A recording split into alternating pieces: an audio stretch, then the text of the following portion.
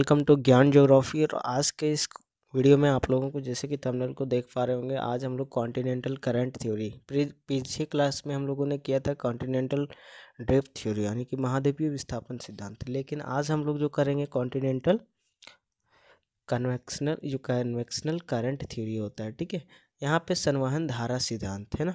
सबसे पहले अगर बात करें तो ये कब दिया गया था, तो 1928 से 1929 में दिया गया था आर्थर होम्स के द्वारा। सीधा सीधा क्वेश्चन पूछ लिया जाता है कि कॉन्टिनेंटल करंट थ्योरी कब आया था, और इसका आप लोगों को टिक लगाना था कि 1928 में, 1928 से लेकर 29 तक। ठीक है, अगर बात करें इसका प्राचीन मान्यता यानी कि पुरानी जो मान्यता है उसके अकॉर्डिंग यहाँ पे क्या चीज़ बातें हुई थी, तो जैसे कि आप लोग यहाँ पे देख पा रहे होंगे फिगर को, थोड़ा सा मैं ऊपर करके आप लोगों को फिगर बता देता हूँ। ठीक है, देखिए यहाँ पे फिगर क्या बोला है, प्राचीन मान्यता के अकॉर्डिंग यहाँ पे जो बताया था लेटरल मूवमेंट हो रहा है। अगर बात करें यहाँ पे सब स्टेटम है यानी कि अध स्तर है, यहाँ से मैग्मा और लावा पिघल करके ये क्रस्ट के ऊपर यहाँ पे जाता है। क्रस्ट से जब यहाँ पे मुड़ जाता है तो इस तरह का यहाँ पे इस तरह आप लोगों को जैसे कि यहाँ पे दिख रहा है फिगर में, ऐसे फिर मूवमेंट करते रहता है ना। फिर इस तरह वहाँ पे विस्थापित हो जाता है ये मैग्मा, और इस तरह फिर यहाँ पे मुड़ के फिर यहाँ पे अधस्तर में आता है। अधस्तर किसको बोलते हैं, ये रेडियो एक्टिव तत्व होते हैं यहाँ पे उपस्थित होते हैं। ठीक है, यहाँ पे अनंत काल तक ये चीज़ें होती रही है। ठीक है, जैसे कि आप लोगों ने स्टेनोस्फीयर क्रस्ट में हम लोगों ने जब मेंटल का पार्ट्स में पढ़ा था स्टेनोस्फीयर, वहाँ पे हम लोगों ने देखा था कि वहाँ पे रेडियो एक्टिव तत्वें वहाँ पे उपलब्ध थी जो कि सीधा क्रस्ट से टकराती थी और क्रस्ट से टकरा के ऊपर जाके यहाँ पे ज्वालामुखी का निर्माण करती थी और यहाँ मैग्मा पिघल के यहाँ पे इस तरह का शेप बनाता था। ठीक है, चलिए अगर बात करें ये लेटरल मूवमेंट हो रहा था, तो लेटरल मूवमेंट होकर के यहाँ ठंडी होकर के यह पुनः अधस्तर में अवतलित हो जाता था। जिससे यहाँ पे देख पा रहे होंगे पुनः क्या हो रहा है, ये अधस्तर में अवतलित हो रहा है ना, अवतलित हो रहा है। ये अधस्तर का है ना, सबस्ट्रक्टम है, तो यहाँ पे अधस्तर में पुनः अवतलित हो जाता था और यह प्रक्रिया सतत चलती रहती थी, जिसी में हम लोग CCT यानी कि कन्वेंशनल करंट थ्योरी कहते हैं। ठीक है, CCT यहाँ पे मैंने शॉर्टकट में लिखा है, जैसे कि मैं नोट्स बना रहा था तो यहाँ पे थोड़ा सा शॉर्ट टर्म यूज़ किया। ठीक है, आइए नेक्स्ट यहाँ पे देखते हैं।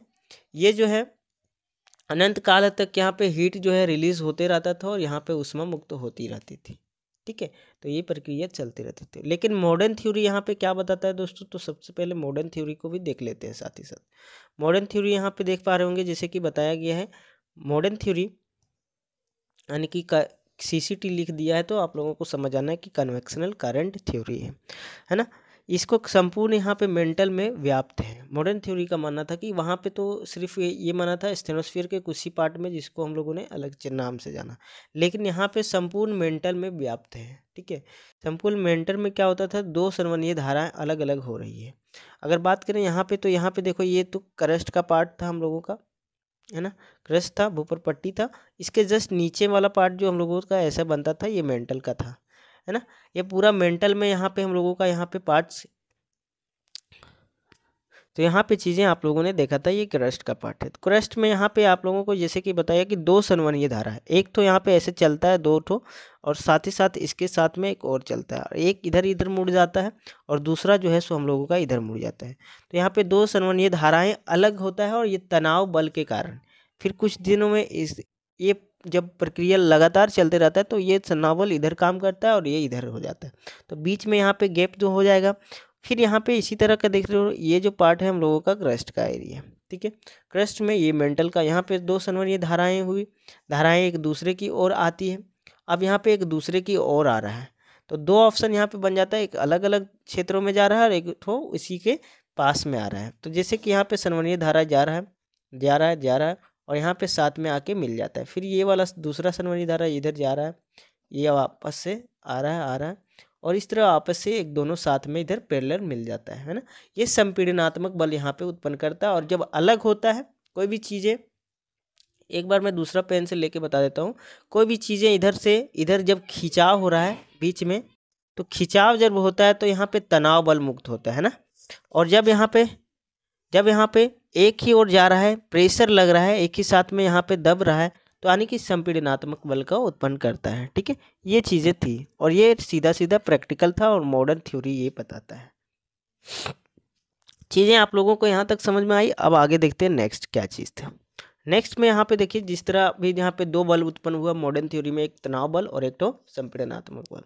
अगर बात करें तनाव बल क्या करता है, स्थलखंड का विखंडन करता है। तनाव बल ऐसे जाता है और ऐसे जाता है, यानी कि स्थलखंड टूट जाता है ना। और अगर बात करें संपीड़नात्मक बल, तो एक इधर से जा रहा है, एक इधर से, तो यहाँ पे संपीड़नात्मक यानी प्रेशर लग रहा है, और ये क्या हो रहा है, एक यहाँ पे दब रहा है। तो अगर स्थलखंड का विखंडन हो रहा है तो ये पेंजिया का विखंडन किया, और अगर ये संपीड़नात्मक बल हुआ यानी कि पेंजिया का निर्माण करने में इस तरह का काम, ये पेंजिया हमारा था।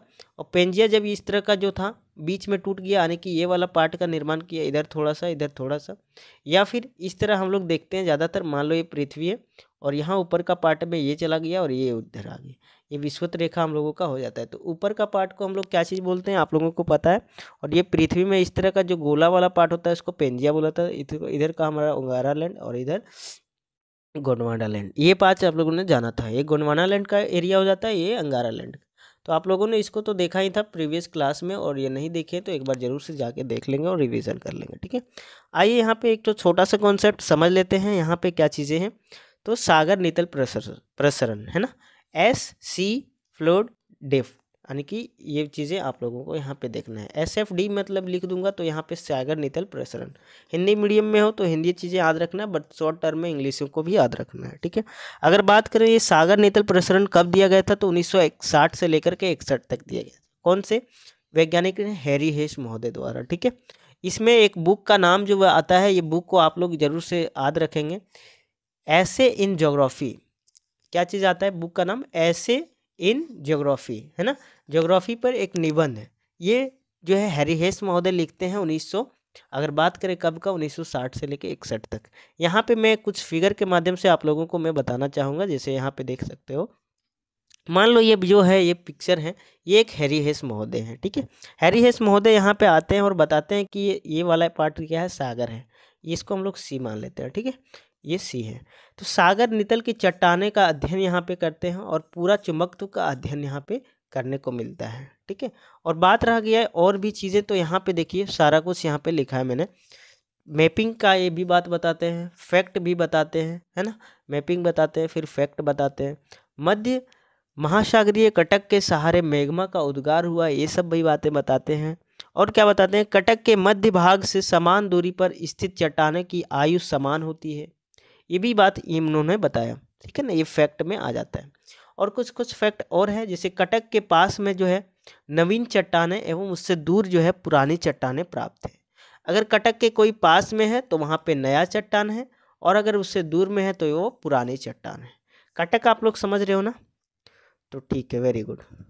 नेक्स्ट चीज़ है यहाँ पे देखिए, कुछ फैक्ट में और इम्पोर्टेंट फैक्ट आता है। कटक के पास छिछले केंद्र वाले भूकंप उत्पत्ति होती है। अगर कटक है तो वहाँ पे छिछले केंद्र वाले भूकंप की उत्पत्ति होगी। और अगर यहाँ पे बात करें, महासागरीय क्रस्ट जो है नवीन है, जबकि महाद्वीपीय क्रस्ट जो है वो प्राचीन है। अगर बात करें सागर में जो क्रस्ट है वो नवीन है, यानी नया है ना।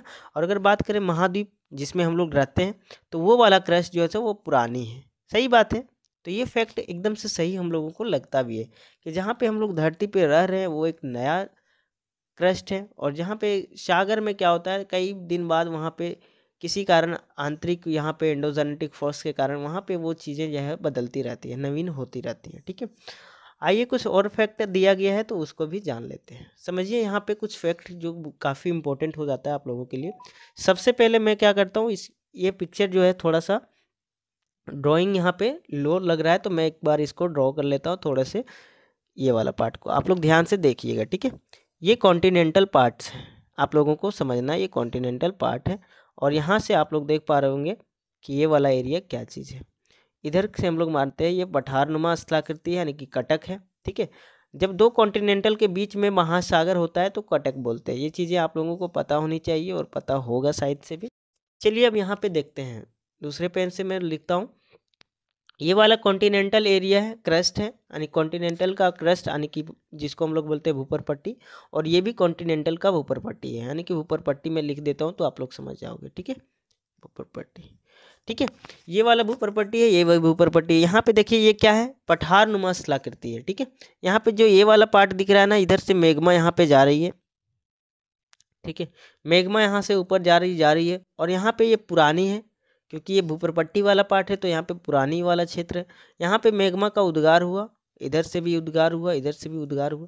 तो इस तरह से यहाँ पे जो टीला नज़र आ रहा है ना आप लोगों को, है ना, इसको जो है ये वाला जो एरिया आप लोगों को मैंने दिखाया, ये क्या है, कॉन्टिनेंटल ओशनिक करंट, मतलब ओशनिक यहाँ पे क्रस्ट है ना।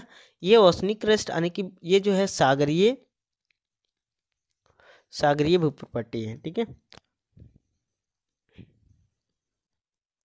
ये समझ में आ रहा है, भूप्रपट्टी। ये वाला जो पार्ट्स आप लोगों को सीधा सीधा नजर आ रहा है वो सागर का है, और इधर ये जो है आप लोगों का ये कॉन्टिनेंटल यानी कि महासागर महाद्वीप का है ना। चलिए, यहाँ पे मैग्मा जो है उद्गारित होता है, ये पठारनुमा स्थलाकृति का निर्माण करता है, जिसे हम लोग कटक बोलते हैं, है ना। सिंपल सा बात है, आप लोगों को जानना है। फिर ये धीरे धीरे क्या होता है, इधर यहाँ से ये वाला पार्ट कट जाता है और इधर ये घसकता है, जिसे हम लोग सी फ्लोड स्प्लिटिंग कहते हैं ना, जिससे सागर का क्या हो रहा है, घिसकाव हो रहा है ना। सागर का घिसकाव यहाँ पे ये इधर आ जाता है और सागर थोड़ा सा उधर चला जाता है, दूरी में चला जाता है। तो ये चीज़ें होती हैं। तो आइए यहाँ पे नेक्स्ट समझते हैं। यहाँ पे नेक्स्ट चीज़ें जो यहाँ पे दिया गया है और भी पिक्चर के माध्यम से थोड़ा स्पष्ट बताया गया है कि देख लीजिए आप।